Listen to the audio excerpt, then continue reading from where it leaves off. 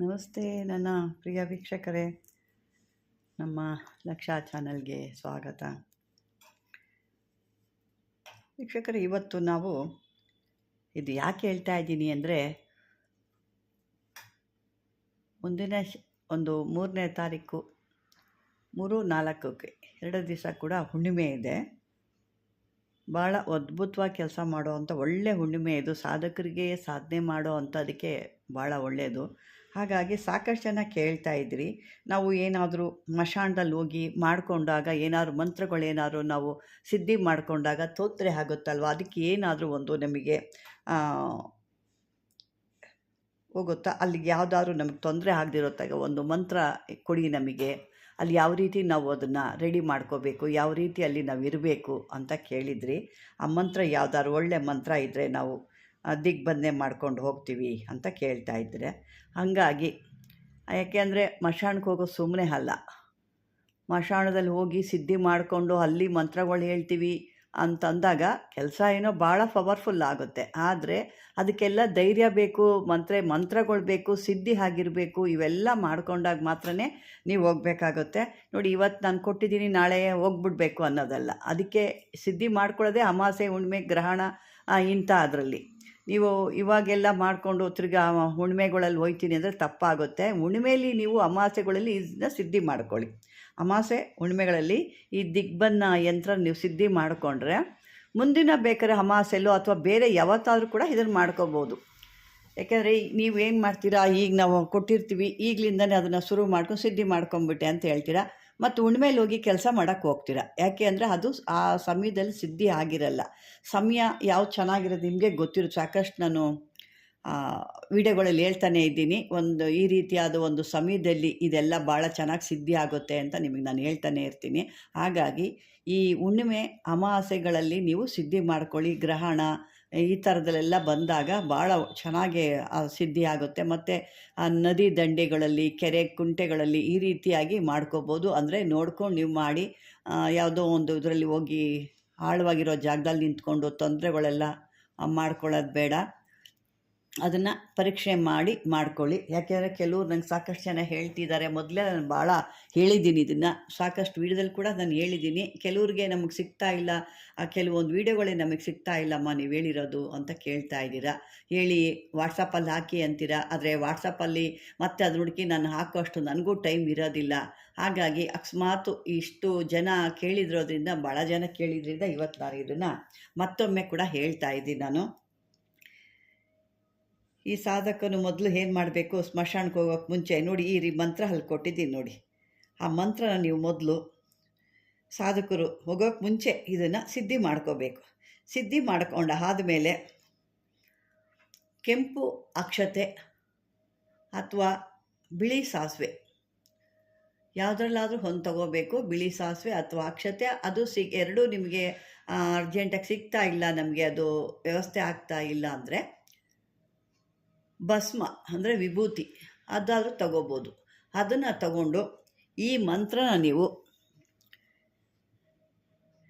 ಹೇಳ್ಕೊಂಡು ಸಿದ್ಧಿ ಮಾಡಿಕೊಂಡ್ರೆ ನಿಮಗೆ ಅಷ್ಟ ದಿಗ್ಬಂಧನೆ ಆಗುತ್ತೆ. ಯಾವುದೇ ನೀವು ಅಲ್ಲಿ ಕೂತ್ಕೊಂಡು ಮಂತ್ರಗಳ ಉಚ್ಚಾರಣೆನೋ ಅಥವಾ ಯಾವುದೋ ಒಂದು ಅನುಷ್ಠಾನನೋ ಅಥವಾ ನೀವು ಯಾವುದೋ ಒಂದು ಕೆಲಸ ಮಾಡಬೇಕಾದ್ರೆ ಯಾವುದೇ ಒಂದು ಬಂಧನೆ ಅಲ್ಲಿ ನಿಮಗೆ ತೊಂದರೆಗಳು ಅಂತೂ ಆಗಲ್ಲ. ಯಾಕಂದರೆ ನೀವು ದಿಗ್ಬಂಧನೆ ಹಾಕ್ಕೊಂಡಿರ್ತೀರ, ನಿಮಗೆ ಅಲ್ಲಿ ಯಾವುದೇ ದುಷ್ಟಶಕ್ತಿ ಆಗಿರ್ಬೋದು, ಹಾವುಗಳು, ಇನ್ನೊಂದು ಅಲ್ಲಿ ಯಾವುದೇ ರೀತಿ ಒಂದು ಅಡಚಣೆ ಏನು ಬರುತ್ತೆ, ಆ ಅಡಚಣೆ ಅನ್ನೋದು ಬರೋದಿಲ್ಲ.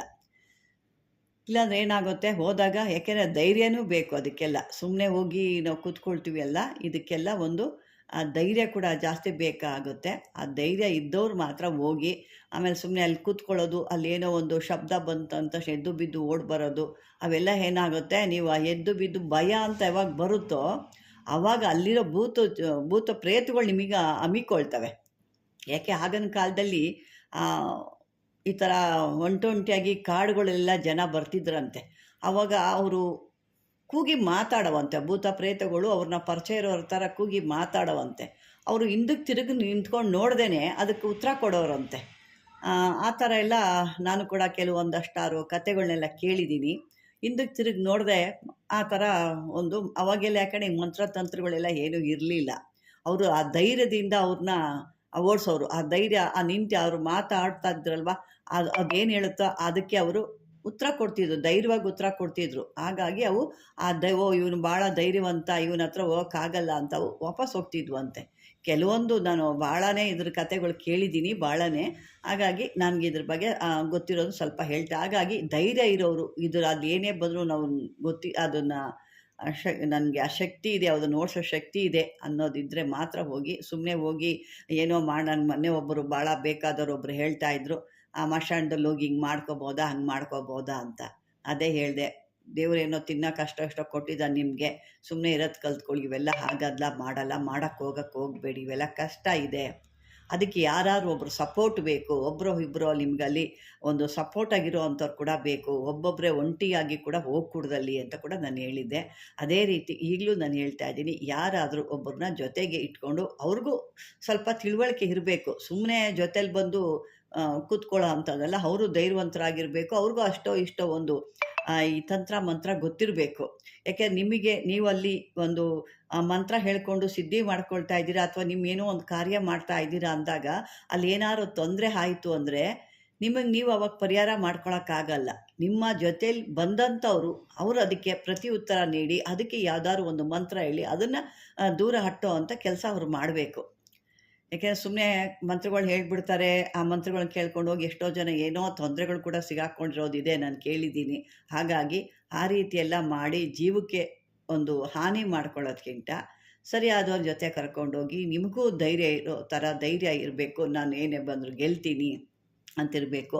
ನೋಡಿ, ಇದು ಈ ರೀತಿ ಮಂತ್ರಗಳು ಇದ್ದಾವೆ. ಕೆಲವ್ರು ಹೇಳಿದ್ರು, ಒಂದು ಸರಿ ಬರೀರಿ, ಒಂದು ಸರಿ ನೀವು ಹೇಳಿ, ಒಂದು ಸರಿ ಇಂತಿಂಥದ್ದು ಅಂತ ಹೇಳಿ ಅಂತ ಅಂದ್ಬಿಟ್ಟು ಅಷ್ಟೂ ಮಾಡ್ಕೊಂಡು ಕೂತ್ಕೊಂಡಾಗ ಏನಾಗುತ್ತೆ, 10ರಿಂದ 15 ಸೆಕೆಂಡ್ಗಳು ನನಗೆ ಆ ವಿಡಿಯೋ ಲೆಂತ್ ಆಗುತ್ತೆ. ಆಮೇಲೆ ಕೆಲವ್ರು ಹೇಳ್ತೀರಾ, ಲೆಂತ್ ಆಯಿತು, ಇಷ್ಟು ದೊಡ್ಡದು ಲೆಂತ್ ಮಾಡಬೇಡಿ, ನೋಡ್ಲಿಕ್ಕೆ ಬೇಜಾರಾಗುತ್ತೆ ಅಂತ. ಹಾಗಾಗಿ ನಾನು ಇಲ್ಲಿ ನಿಮಗೆ ಮಂತ್ರನೇ ತೋರಿಸ್ತಾ ಇದ್ದೀನಿ. ಮಂತ್ರ ತೋರಿಸಿದ್ರೆ ಏನು ಮಾಡ್ತೀರಾ, ಅದಕ್ಕೂ ಕೂಡ ಏನು ಮಾಡ್ತೀರಾ ನೀವು, ಆ ಬುಕ್ ಕೊಡಿ, ನೀವು ನೋಡ್ತಾ ಇರೋ ಬುಕ್ಕು ಕೊಡಿ ಅಂತ ಕೇಳ್ತೀರಾ. ಇದು ಹೇಗಿದೆ ಅಂದರೆ, ಚಿನ್ನದ ಕೋಳಿ ಮೊಟ್ಟೆ ಇಡೋ ಅಂಥ ಕೋಳಿನ ದಿನ ಒಂದೊಂದು ಇಡೋದಕ್ಕಿಂತ ಒಮ್ಮೆಗೆ ಕುಯ್ದಿರೋ ಮೊಟ್ಟೆ ಎಲ್ಲ ತೊಗೊಂಬಿಡೋ ಅನ್ನೋ ದುರಾಸೆ ಥರ ಆಗೋಗುತ್ತೆ. ಅದರಲ್ಲಿ ಏನು ಕೊಡ್ತೀವೋ ಅದನ್ನು ನೋಡಿ ಬುಕ್ಕಿಂದ ತೊಗೊಂಡು ನೀವು ಉದ್ಧಾರ ಆಗಿದ್ರೆ ಎಲ್ಲರೂ ಬುಕ್ಕಲ್ಲಿ ತೊಗೊಂಡೇ ಉದ್ಧಾರ ಆಗ್ತಿದ್ರು. ದಯವಿಟ್ಟು ಕೊಡೋ ಅಂಥದ್ದು ನಾನು, ಯಾಕೆ ನಾನು ಇಷ್ಟು ಬಿಡಿಸಿ ಹೇಳ್ತಾ ಇದ್ದೀನಿ.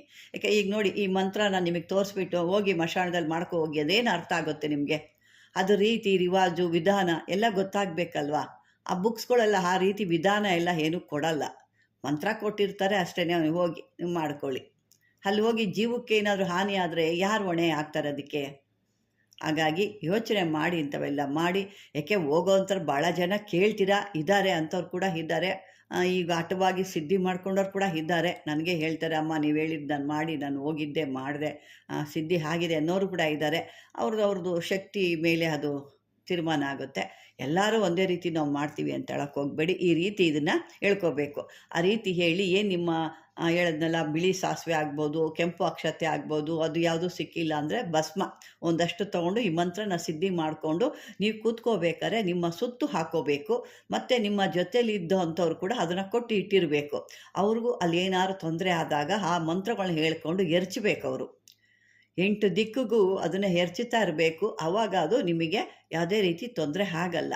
ಬರೀ ಕೈಲೋಗಿ ಬರೀ ಮಂತ್ರದಿಂದ ಕೂಡ ಆಗಲ್ಲ, ತಂತ್ರನೂ ಬೇಕು, ಮಂತ್ರನೂ ಬೇಕಾಗುತ್ತೆ.